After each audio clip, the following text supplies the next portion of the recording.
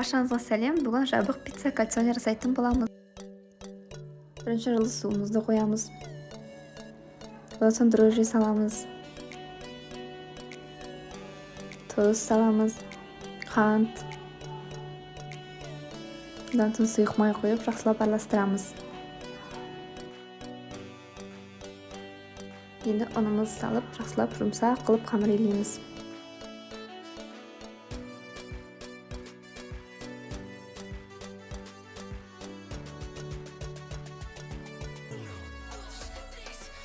Қамырымызды жылы жерге бетін жауып қоямыз.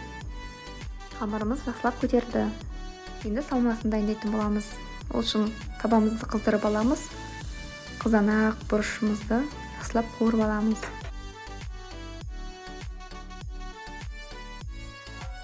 Одан кейін тауығымызды салып, тұз салып және өзімізге ұнаған дәмдеуіштерді салып қуырып аламыз.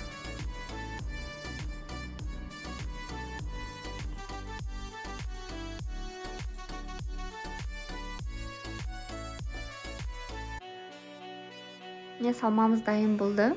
Енді соусымызды дайындаймыз. Сол үшін майонез бен кетчупты араластырамыз. Мен 2 пицца істейтін болғаннан кейін қамырымды 2-ге бөліп алдым.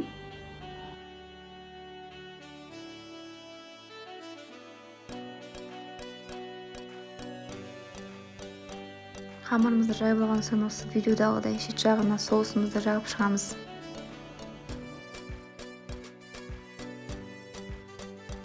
Одан соң салмағымызды саламыз.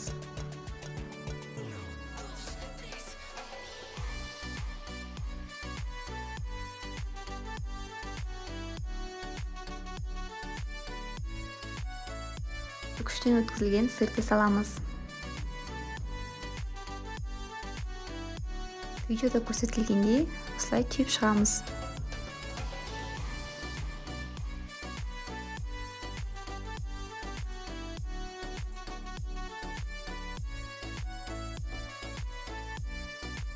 Одан соң шаншықмен бетін тесіп шығамыз, пар шығу үшін. Жұмыртқаның сарысымен бетіне жап шығамыз.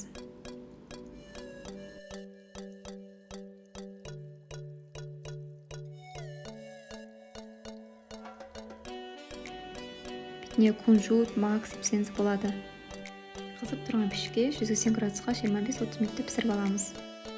Осымен біздің итальяндық пиццамыз пісті. Дәмі өте тіл үйретіндей болып шықты.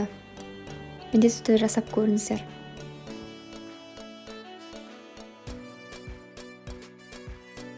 Соңына дейін көрген болсаңыздар, лүпіл басып, пікір қалдыруды ұмытпаңыздар.